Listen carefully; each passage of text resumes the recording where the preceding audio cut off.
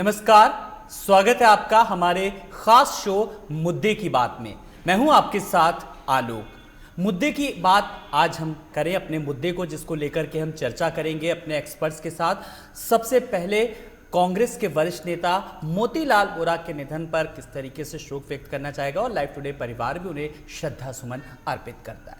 बात करेंगे मुद्दे की बात की। यूपी के कई जिलों में जघन्य अपराधों की खबरें लगातार सामने आ रही हैं। ये बात हम यूं ही नहीं कह रहे हैं, कहीं लूटकांड तो कहीं हत्या जैसे अपराध लगातार हो रहे हैं। वहीं अपराधी पुलिस की पकड़ से दूर हैं। पुलिस सिर्फ और सिर्फ सीसीटीवी के सहारे ही अपराधियों की खोजबीन में लगी है।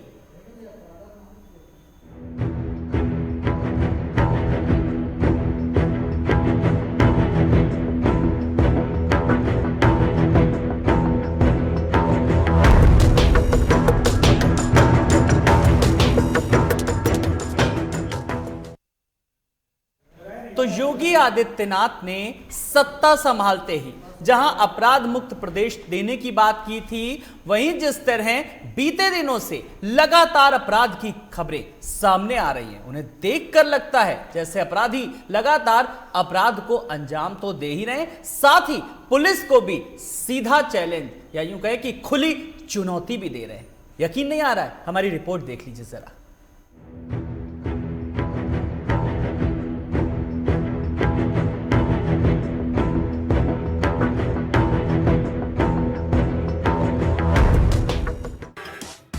उत्तर प्रदेश में जहां सीएम योगी आदित्यनाथ लगातार अपराध और अपराधियों पर अंकुश लगाने की बात कर रहे हैं, वहीं प्रदेश के हर जिले से अपराध की घटनाएं सामने आ रही हैं। कहीं लूटकांड को अंजाम दिया जा रहा है तो कहीं बीच सड़क पर हत्या की जा रही है। पुलिस लगातार ऐसे अपराधियों पर लगाम लगाने में नाकाम साबित हो रही है। उत्तर प्रदेश की राजधानी लखनऊ के मोहनलालगंज में बाइक सवार बदमाशों ने व्यापार मंडल के अध्यक्ष और प्रधानपति की गोली मारकर हत्या कर दी। प्रधानपति और व्यापार मंडल के अध्यक्ष का नाम सुजीत पांडे है। घटना के बाद लखनऊ के पुलिस कमिश्नर खुद घटना स्थल पर पहुंचे और घटना का जायजा लिया। आगरा में इंडियन ओवरसीज बैंक में हथियारबंद बदमाशों ने कर्मचारियों को बंधक बनाकर 56,94,000 रुपए की लूट को अंजाम दे दिया। 5 लुटेरों ने लूटकांड को अंजाम दिया। वहीं आगरा के ही थाना सदर क्षेत्र के राजपुर चुंगी चौराहे पर प्रॉपर्टी डीलर हरीश पचौरी को बाइक सवार 2 बदमाशों ने गोलियों से भून दिया। वारदात के बाद हमलावर हथियार लहराते हुए भाग निकले।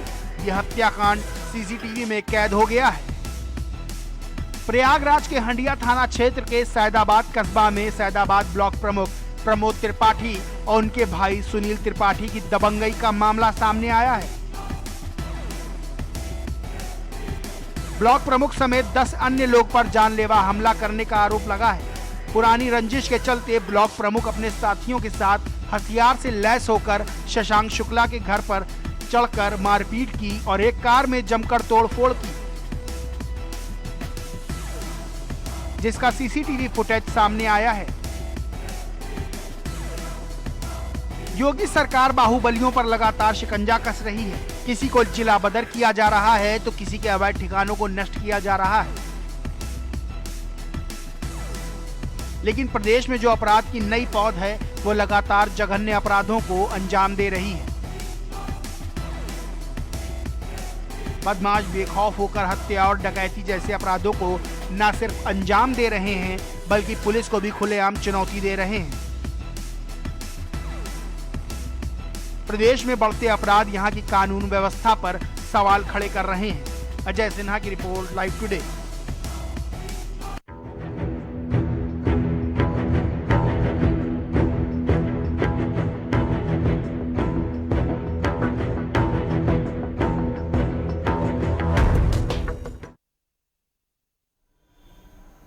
तो मुद्दे की बात में आज हम लगातार लॉ एंड ऑर्डर को लेकर के बात कर रहे हैं। कोई भी दिन शायद ऐसा ना जाता हो जब हम ब्रेकिंग न्यूज ना चलाते हो कि फला जगह पर फला गुंडों ने किस तरीके से वारदात को अंजाम दिया, वो भी तब जब बात जीरो टॉलरेंस की जाती है। लेकिन राजधानी लखनऊ और आसपास के परिक्षेत्र में जिस तरीके की घटनाओं को अंजाम दिया गया है, मोहनलालगंज की घटना ने तमाम सारे सवाल अपने आप में कानून व्यवस्था को लेकर के खड़े कर दिए हैं। मैं अपने पैनल से बात करूं, लेकिन सबसे पहले अपने वरिष्ठ संवाददाता उमेश मिश्रा के पास आना चाहूंगा, जो पूरे क्राइम को कवर करते हैं हमारे यहां। उमेश, जिस तरीके से लगातार हर रोज हम आपसे सवाल पूछते हैं स्टूडियो से और आप फील्ड में ग्राउंड रिपोर्टिंग करते हैं, जाकर के मौका वारदात पर हाल देते हैं, मोहनलालगंज की घटना हो या फिर आगरा का मामला हो, हाथरस की घटना हो, ये मामले ऐसे हैं जो लगातार सवाल खड़े कर रहे हैं। मोहनलालगंज के मामले में आखिर पुलिस ने अब तक क्या कुछ किया है? सवाल ये। देखिए आलोक जी, बिल्कुल ये दुस्साहसिक घटना है। जिस तरह से राजधानी लखनऊ के मोहनलालगंज में जो वर्तमान प्रधान पति था, उनकी पत्नी प्रधान थी और लगातार उनके काफी पुराने समय से उनके घर में प्रधानी रही है। बड़ा राजनीतिक और रसूखदार परिवार था और कहीं न कहीं समाज में एक प्रतिष्ठा थी उस परिवार की। बहरहाल, लेकिन ये दुस्साहसिक घटना जिस तरह से हुई है, इससे पूरे क्षेत्र में दहशत का माहौल जरूर है। हालांकि जो पुलिस प्रशासन के लोग हैं, खुद इस पे जो लखनऊ के पुलिस कमिश्नर है डीके ठाकुर ने पूरे मामले का संज्ञान लिया, घटना स्थल का निरीक्षण किया, साथ ही साथ तमाम बिंदुओं पर जांच पड़ताल भी बैठा दी गई है। लेकिन इसमें सबसे बड़ी बात देखिए कि मोहनलालगंज में अभी भी पीड़ित के तरफ से जो एप्लीकेशन मिलनी चाहिए, प्रार्थना पत्र मिलना चाहिए, वो नहीं मिल पा रहा पुलिस को। तो ये कहीं न कहीं एक अपने आप में पसोपेश की है, जो दूसरे तरफ इशारा करता है इस तरह के शांत हो जाना, जो जिसके घर घटना घटी हो। तो ऐसे में कहीं न कहीं प्रशासन भी बिल्कुल चौकन्ना है कि कहीं कोई और भी घटना ना होने पाए। तो ऐसे में लगातार जिस तरह से प्रधानी, आगामी जो चुनाव है प्रधानी के, उसके मद्देनजर जो उत्तर प्रदेश में लॉ एंड ऑर्डर के लिए निर्देश है, जो डीजीपी के तरफ से निर्देश है, शायद उसका पूरी तरह से कंप्लायंट नहीं हो पाता और यही वजह है कि तमाम दुस्साहसिक घटनाएं हो जाती हैं। लेकिन इस पूरी कवायद के बीच उमेश, बड़ी बात यह है कि हम पक्ष और विपक्ष के साथ साथ पूरी तरीके से हम निष्पक्ष रूप से बात करते हैं। अगर हम पुलिस की लापरवाही की बात करते हैं, सवालिया निशान लगाते हैं, तो हम पुलिस के गुड वर्क की भी बात करते हैं। कल जिस तरीके से पुलिस कमिश्नर डीके ठाकुर ने एक पूरे बड़े मामले का, जो फर्जी किस तरीके से पूरा उनका नेटवर्क चल रहा था नौकरी लगवाने के लेकर के, और पूरी तरीके से पूर्व नियोजित ढंग से उन्होंने ट्विटर के जरिए पूरी छानबीन की पुलिस कमिश्नर डीके ठाकुर ने, और आखिरकार पुलिस का गुड वर्क भी कहीं ना कहीं किन्हीं मामलों में सामने आया। तो लेकिन सवाल मेरा आपसे यह है कि यही गुड वर्क ये अन्य छोटे लोगों को किस तरीके से क्यों नहीं सीखने के लिए प्रेरित करता है? बिल्कुल आलोक जी, बड़ा महत्वपूर्ण सवाल आपने किया कि जिस तरह से डीके ठाकुर ने कल, आप देखिए जो ठगी करते हैं लोग, बड़ा अपराध कर रहे थे, वो जो पंडित जो अटल बिहारी वाजपेयी के नाम पे संस्था बना के तमाम फर्जी तरीके से जो करोड़ों रुपए लोगों को चूना लगा रहा था, उसका खुद संज्ञान लखनऊ के पुलिस कमिश्नर ने लिया और कहीं कहीं सोशल मीडिया एक बार फिर उनके लिए सिद्ध कारगर हुई और कहीं न कहीं उसका उन्होंने संज्ञान लिया। सबसे बड़ी बात यह है आलोक जी कि कितना अधिकारी खुद गंभीरता पूर्वक मामले को लेता है। बहुत छोटी छोटी घटनाओं को डीके ठाकुर जो लखनऊ पुलिस कमिश्नर वो लेते हैं। शायद यही वजह है कि उनको हर जगह से, तमाम जगह से इनपुट मिलते रहते हैं, फीडबैक मिलता रहता है और वो अपनी कार्रवाई को करते हैं। जिस तरह से कल जिस तरह से ये सोशल मीडिया पर दुरुपयोग और तमाम ठगी के काम हो रहे थे, उनके संज्ञान में उन्होंने स्वतः इसमें क्राइम ब्रांच और टीमें को लगाकर उसको हिरासत में लिया।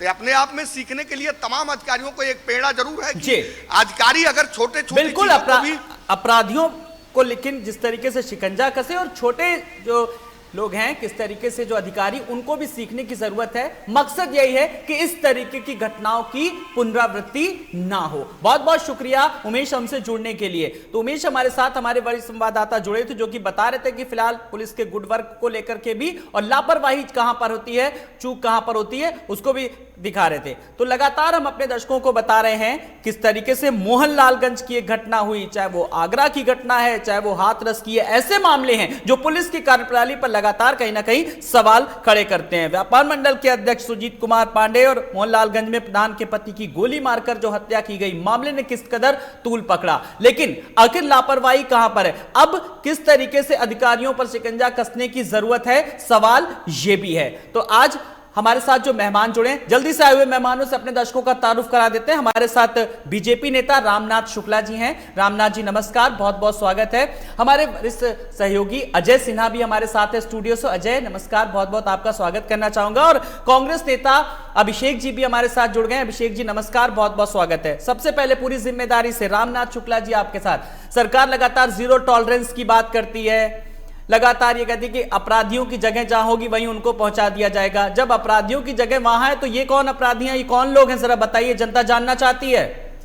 निश्चित तौर से आप देख लें, जब से उत्तर प्रदेश में योगी जी की सरकार आई है, हमने हर अपराध के अपराधी को पकड़ा है और उसको उसके अंजाम तक पहुंचाया है या कानूनी प्रक्रिया का पालन किया जा रहा है। इसमें हमने कोई भेदभाव नहीं किया है, न किसी अपराध में, न किसी अपराधी में, न जात में, न धर्म में।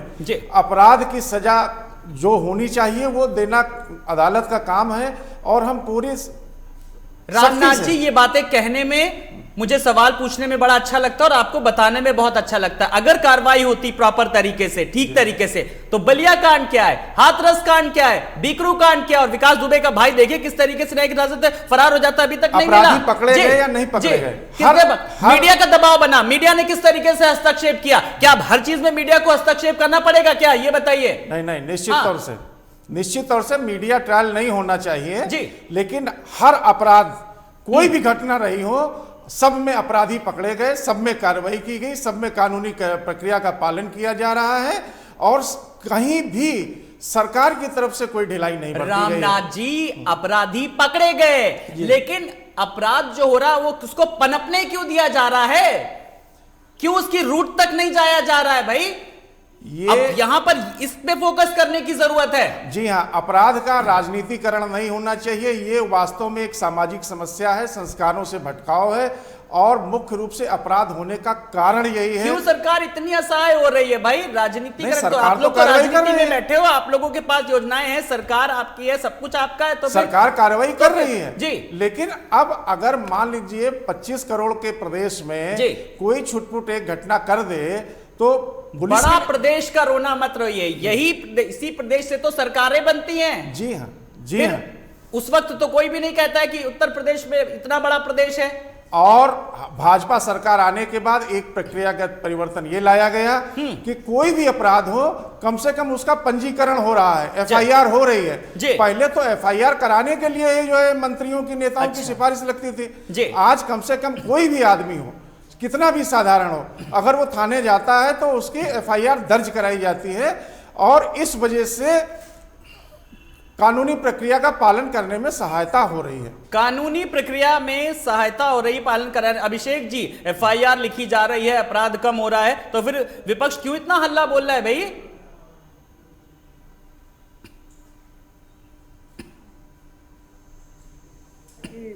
कोई भी छुटपुट घटनाएं करके चला जाता है, तो अगर हत्या की घटना छुटपुट है तो मुझे कहना पड़ेगा कि शायद भारतीय जनता पार्टी को वापस से सोचना चाहिए अपने इस बयान के बारे में, क्योंकि छुटपुट घटना कोई भी हो, छुटपुट घटना नहीं होती है। हत्या की घटना खास तौर से या बलात्कार की घटना खास तौर से, कुछ घटनाएं ऐसी हो जिनको छुटपुट घटना का आप संज्ञा ना दे तो ज्यादा बढ़िया है।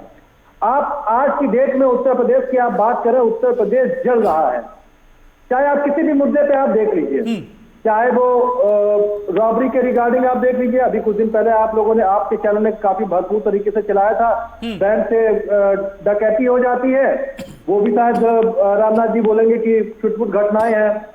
और चाहे हत्या की घटना देख लीजिए। देखिए, कहने की मतलब ये है कि सरकार को अपने चीजों के बारे में सोचना पड़ेगा। जो पुलिस के आला अधिकारी बैठे हुए उनसे डिस्कस करना पड़ेगा, परामर्श लेना पड़ेगा। आखिर जो घटनाएं हो रही है वो कैसे हो रही है, कहां पे कमी रह गई। विपक्ष को बुलाना पड़ेगा साथ में कि आखिर और कोई आपके पास कोई माध्यम है, कोई जरिया है तो बताइए, हम उस चीज को इंप्लीमेंट कर सके। आखिर हम और सरकार दोनों मिलजुल करके अगर काम करेंगे तो ही हम जनता के लिए एक मिसाल पेश कर सकेंगे, क्योंकि हमारा और विपक्ष और सरकार का काम यही लोकतंत्र की खूबसूरती होती है कि विपक्ष भी किस तरीके से स्वस्थ मुद्दों को लेकर के आवाज उठाए। मैं आ रहा हूं रामनाथ जी।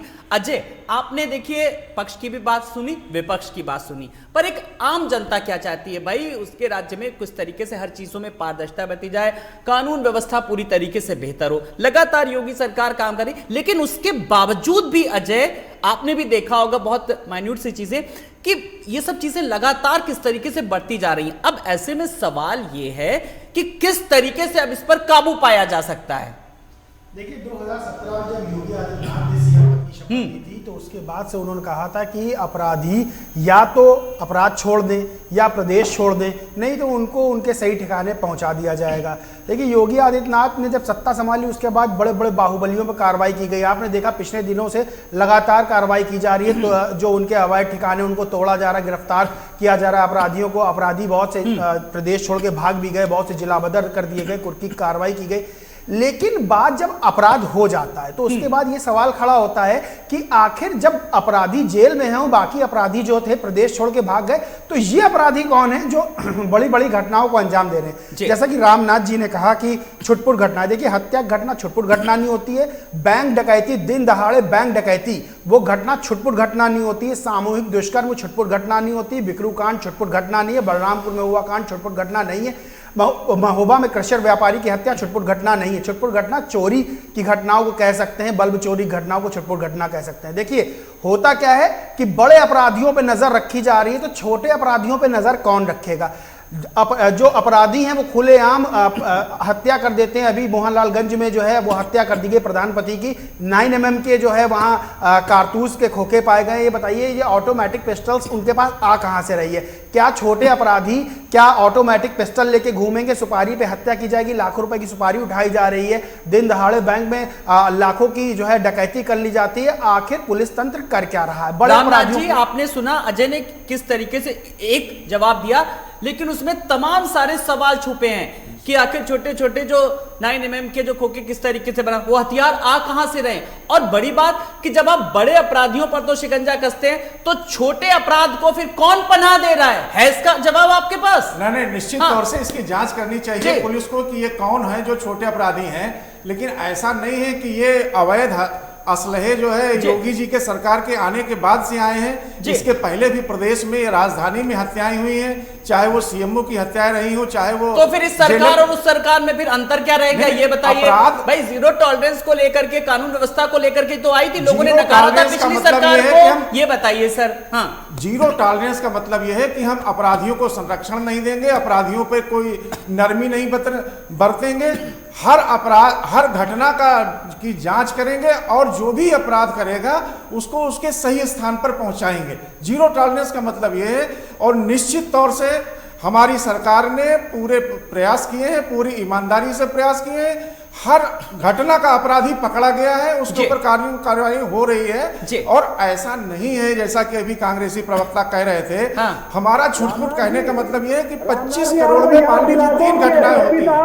25 करोड़ में 3 घटनाओं को आप प्रतिशत में देखें कितना होता है।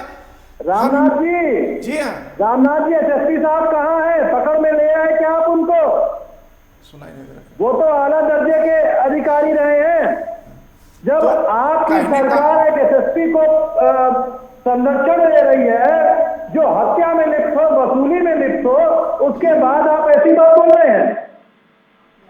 जी उनका सवाल यही है कांग्रेस के अभिषेक जी, जो पुलिस के जो कुछ लोग हैं जो किस तरीके से बिचौलिए की भूमिका अदा कर रहे हैं, इसलिए पुलिस की कार्यप्रणाली पर भी सवाल उठ रहे हैं। उस पर लगाम कैसे लगेगी? जब तक उस पर विराम नहीं लगेगा तब तक आप पारदर्शिता और जीरो टॉलरेंस की बात करना बेमानी है। हर विभाग में विजिलेंस विभाग होता है, एक सेक्शन होता है। उस विजिलेंस का काम होता है कि ऐसे संदिग्ध लोगों की जांच करे, उनके खिलाफ कार्रवाई करे, अनुशासनात्मक कार्रवाई करे।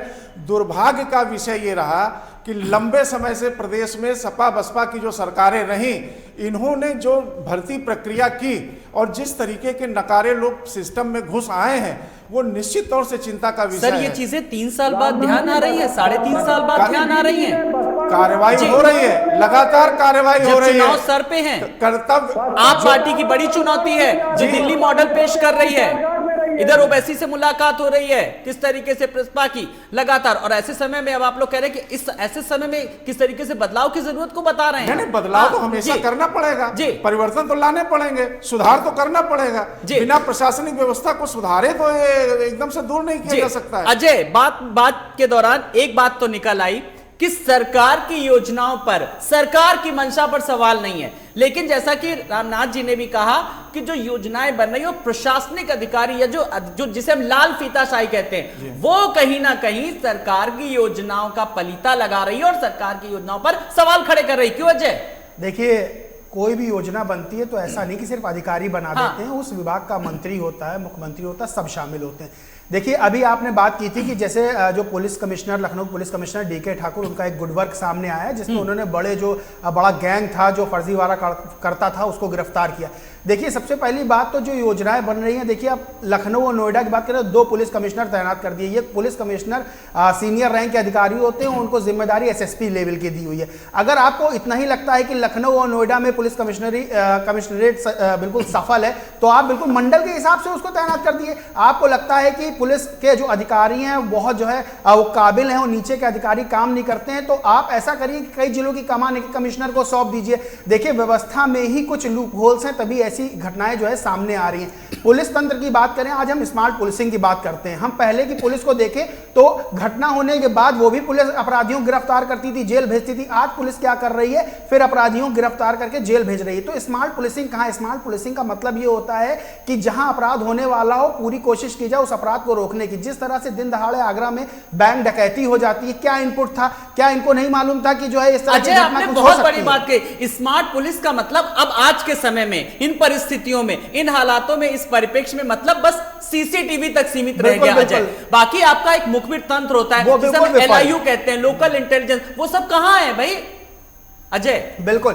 देखिए, पहले क्या होता था? पहले का पुलिस का मुखबिर तंत्र बहुत मजबूत होता था। LIU देखिए, आप कोई भी छोटा काम करने जाएंगे, LIU की पहले रिपोर्ट लगती है। LIU वहां क्या करती है? जब कोई अपराध होने वाला होता है, महोबा में कृषि व्यापारी की हत्या हो जाती, बिकरू कांड इतना बड़ा हो गया, उस समय क्या जो है हमारे पास इंफॉर्मेशन थी कि हमारे जो है 8 जवान शहीद हो गए। क्या इंफॉर्मेशन थी? कितने पुलिस वाले घायल हो गए? इतना बड़ा गोलीकांड हो जाता है, हत्याकांड हो जाता है, दिन दहाड़े लूट हो जाती है। सरेराह आगरा में प्रॉपर्टी डीलर की हत्या कर दी गई। मोहनलाल में एक जो है प्रधानपति की जो है सरेरा गोली मार कर हत्या कर दी गई। आप प्रयागराज, रामनाथ जी, आप सुन रहे हैं कि किस तरीके से अजय ने बताया, प्रयागराज में जो है ये सब चिंतन मांगते हैं, ये सबसे बड़ी बात मैं बताऊं, बदलाव करने का है। सबसे बड़ी बात मैं बताऊं, पुलिस क्या पुलिस सीसीटीवी को जो है आधार बना के जांच पड़ताल कर रही है। तो आप लोग क्यों नहीं पार्टी कार्यालय में इस चीज को बात रखते हैं? लगातार कार्रवाई हो रही है जी, विकास उसका असर फिर क्यों नहीं दिख रहा है? देखिएगा, दवा का भी असर होने में कुछ समय लगता है। और तो एंटीबायोटिक दीजिए, जल्दी से इंजेक्शन लगाइए, फिर ना तुरंत असर होगा। रोग जितना गंभीर होता है उतने ही सर्जरी करिए, नहीं तो। जी हाँ, बिल्कुल चल रही है। हाँ। विकास दुबे एक दिन में पैदा नहीं हुआ। उसकी पत्नी को किस पार्टी ने सदस्यता दी? किसने उसको चुनाव लड़ाया? फोटो भी बहुत सारे नेताओं के साथ उसकी थी, वो अलग मुद्दा है। जी। तो कहने का मतलब ये है कि यदि समाज में कहीं अपराध पनप रहा है तो उसकी सर्जरी, जैसा आपने कहा, निश्चित की जाएगी, वो किया जा रहा है। और योगी सरकार का एक मुफ्त यही योजना है कि हम किसी भी दशा में किसी भी अपराधी को बख्शेंगे नहीं, कोई भी दया नहीं किसी अपराधी के प्रति दिखाई जाएगी।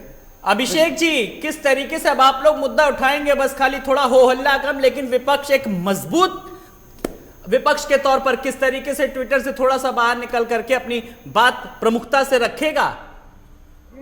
आलोक जी, हमारी पार्टी हर एक मुद्दे पे और खड़ी है। और अगर आप देखिए तो हमारे प्रदेश अध्यक्ष माननीय अजय कुमार लल्लू जी हर एक व्यक्ति, चाहे नगर में हो चाहे गांव में हो, हर एक व्यक्ति से जा करके मिलते हैं, उनकी समस्याओं का निराकरण भी करते हैं। और चाहे अपराधी जो घटनाएं कर चुके हैं, जो भुक्तभोगी हैं, उनके पास भी, जो पीड़ित व्यक्ति हैं उनके पास भी जाते हैं, उनसे दिलासा देते हैं। उनकी जो पार्टी से हमारी जो उनसे सक्षम हो सकता है वो बिल्कुल उनके लिए करते हैं। लेकिन एक बात तो आप देखिए, सारा चीज आप पुलिस विभाग पे ठीक तरह नहीं पहुंच सकते हैं। कानून मंत्री आपके हैं, आपको उनके साथ, पुलिस विभाग के साथ बैठ करके आपको रिव्यू करना पड़ेगा आखिर सिस्टम में आखिर लूटपाल कहां पे आ रही है। आप दवा की बात कर रहे हैं, 4 साल बीत चुकने के बाद रामनाथ जी ये बात बोल रहे कि थोड़ा टाइम लगेगा। आखिर कितना टाइम लेंगे? कब तक आप विपक्ष के ऊपर ठीकरा फोड़ेंगे? आप अपने सिस्टम अभिषेक जी उतना ही टाइम लगेगा मुझे लगता है जितना कांग्रेस का अध्यक्ष बनने के लिए लगातार बैठकों का दौर जारी है लगातार, और उसके बाद भी कोई अभी निष्कर्ष नहीं निकल पा रहा है। अब चिंतन बैठक हो रही है, उसके बाद देखिए क्या होगा, उतना ही समय लगेगा। बातें वही मैंने कहा ना, कहने में बहुत अच्छा लगता है। वो पार्टी कह रही है जो 55 साल देश में शासन करने के बाद देश में इतनी समस्याओं का अंबार लगा हुआ है, उस पार्टी के लोग कह रहे हैं चल रहा है अपराध से। रामनाथ जी को समझना पड़ेगा। और जहां तक आपने विपक्ष के सहयोग की बात करी, 4 साल बीतने के बाद अपराधियों को पकड़ नहीं पाते, विपक्ष के सहयोग की बात करी, विपक्ष क्या सहयोग करेगा जब सदन को छोड़ छोड़ के भागता है, जब सदन में चर्चा करनी होती है तब आप सदन से वाकआउट करते हैं, आप पार्टी में सदन में होते हैं, आप सदन में चर्चा नहीं करते हैं, आप सदन को आप सदन में सुनते नहीं है, इसलिए विपक्ष को जाना पड़ता है। कैसे अपने भूख जी आप सुनते नहीं है, कार सुनती नहीं है ना, इसीलिए तो आप भागते हैं जी भी चर्चा नहीं होने देते जी। जब सरकार कहती है कि हर विषय पर हम बिंदुवार चर्चा के लिए तैयार हैं, तब आप बायकॉट करते हैं, तब आप कूप में आते हैं, जी। ये सत्ता पक्ष और विपक्ष का मामला है अजय, लेकिन आज हम बात कर रहे हैं अपराधी और सबसे बड़ी बात कि अपराध पर नियंत्रण लगे, लगाम लगे, बड़ी बात है। इसके लिए ठीक है अभिषेक जी, आ रहा हूं मैं जरा अजय जी की बात सुनूंगा। ठीक है सर, मैं बिल्कुल एक स्वस्थ बहस कर रहा हूं आज, बिल्कुल निष्पक्ष रूप से। अजय, जब मैं बात कर रहा हूं कि अपराधियों पर लगाम लगाने के लिए योगी सरकार ने टॉप 10 अपराधियों की सूची भी जारी कर दी, और लगातार प्रयागराज में भी किस तरीके से गुर्गों पर कार्रवाई भी करी अतीक अहमद के लगातार। लेकिन आपने बड़े अपराधियों की तो सूची जारी कर दी, लेकिन जो छोटे अपराधी हैं उनको कौन संरक्षण दे रहा और उन पर कैसे लगाम लग सकती, क्योंकि अब ऐसे मामले सामने आ रहे हैं जहां पे जो छोटे टुटपुंजिया जिनको हम कहते हैं वो ज्यादा अपराध की घटना को अंजाम दे रहे हैं। अजय बिल्कुल, देखिए पहली बात तो ये है कि बीजेपी सरकार में अगर कोई अपराध होता है तो हम पिछली सरकारों पर ठीकरा नहीं फोड़ सकते। हम इसीलिए इस सरकार को लाए कि पिछली सरकारों की तुलना में जो है ये बेहतर काम करेगी, जनता इसीलिए तो लाई।